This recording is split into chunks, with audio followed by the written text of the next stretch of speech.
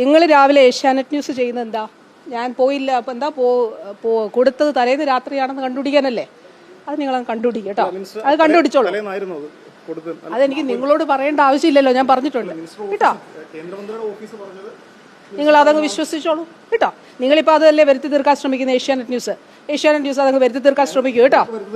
അല്ല, നിങ്ങളല്ലേ പറയുന്നത് കേന്ദ്രമന്ത്രിയുടെ ഓഫീസ് പറഞ്ഞു എന്ന്, അത് നിങ്ങളങ്ങ് വരുത്തി തീർത്തോളൂ.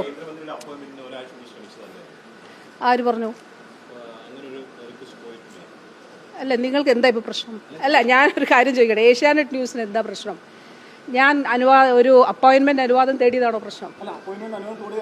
പിന്നെ എന്താ പ്രശ്നം? അല്ല, എപ്പോ തേടണമായിരുന്നു? അല്ല, എപ്പോ തേടണമായിരുന്നേ? അല്ല, ഞാൻ ആദ്യം ഇവിടെ സംസാരിക്കട്ടെ, അവർക്ക് ഇച്ചിരി ബുദ്ധിമുട്ടാണല്ലോ. അതുകൊണ്ട് ഏഷ്യാനെറ്റ് ന്യൂസിന് എന്താണ് ഏഷ്യാനെറ്റ് ന്യൂസ് രാവിലെ വാർത്ത കൊടുത്തായിട്ട് ഇപ്പം ഞാൻ വന്നിറങ്ങി പറഞ്ഞു? എന്താണ് ഏഷ്യാനെറ്റ് ന്യൂസിന്റെ പ്രശ്നം? ഞാൻ അപ്പോയിന്റ്മെന്റ് തേടിയതാണോ പ്രശ്നം? അല്ല, ഇപ്പം നിങ്ങളുടെ ഊഹങ്ങളിൽ വാർത്ത കൊടുക്കുന്നു. ആ ഊഹങ്ങൾക്കനുസരിച്ച് പ്രതികരിക്കാൻ എനിക്ക് പറ്റില്ല. ഞാൻ പറയേണ്ട കാര്യങ്ങൾ കൃത്യമായി പറഞ്ഞിട്ടുണ്ട്. ഞാൻ ഇന്നലെ ഡൽഹിയിൽ നിങ്ങളുടെ ഉൾപ്പെടെ റിപ്പോർട്ടറോട് വളരെ കൃത്യമായിട്ട് കാര്യങ്ങൾ പറഞ്ഞിട്ടുണ്ട്. എൻ്റെ ഉദ്ദേശ ലക്ഷ്യങ്ങൾ എന്തായിരുന്നു? ഇന്നലെ ഞാൻ ഫേസ്ബുക്കിൽ കൊടുത്ത ബഹുമാനപ്പെട്ട സ്പീക്കറുടെ നിയമസഭയിലെ വീഡിയോയുടെ ഡേറ്റ് നോക്കിയാൽ മതിയാകും. ഇനി അങ്ങനെ ഡൽഹിയിൽ പോകുമ്പോൾ ഞാൻ ഈ ആശമാരുടെ ഒരു സമരം, ഒരു കേന്ദ്ര സ്കീമിലുള്ള ആശമാരുടെ സമരത്തിൻ്റെ പശ്ചാത്തലത്തിൽ ഡൽഹിയിൽ കേന്ദ്രമന്ത്രിയെ കാണാൻ അനുവാദം തേടിയത് തെറ്റാണോ? എനിക്കതാ അറിയാതെ. തെറ്റാണോ? അത്രേ ഉള്ളൂ. അല്ല, അതിന്റെ ഔചിത്യം എന്താണ്? നിങ്ങൾ എന്താ പറയുന്നത്? എപ്പോഴാ തേടി?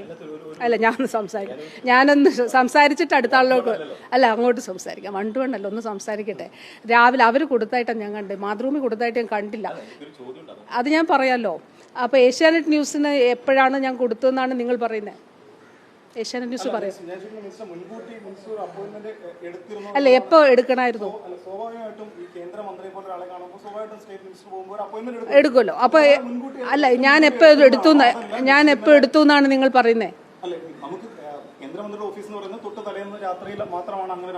അത് വിശ്വസിച്ചാൽ മതി. എനിക്ക് എന്റേത് അത് നിങ്ങൾ വിശ്വസിച്ചാൽ മതി. ചോദിച്ചോളൂ. എനിക്ക് ഞാൻ പറയാനുള്ള കാര്യങ്ങൾ പറഞ്ഞിട്ടുണ്ട്.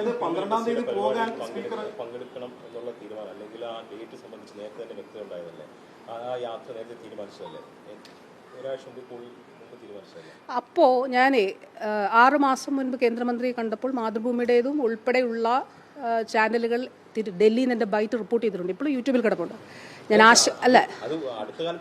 ഞാൻ പറയട്ടെ, ആശാ വർക്കർമാരുടെ കാര്യം ഞാൻ അതിലും പറഞ്ഞിട്ടുണ്ട്. എയിംസ് പറഞ്ഞു, ആശാ വർക്കർമാർ. പക്ഷേ ഞാൻ ഇതിനെ റിക്വസ്റ്റ് ചെയ്യുന്നതിൻ്റെ ഒരു സാഹചര്യമുണ്ടല്ലോ. എന്താണ്?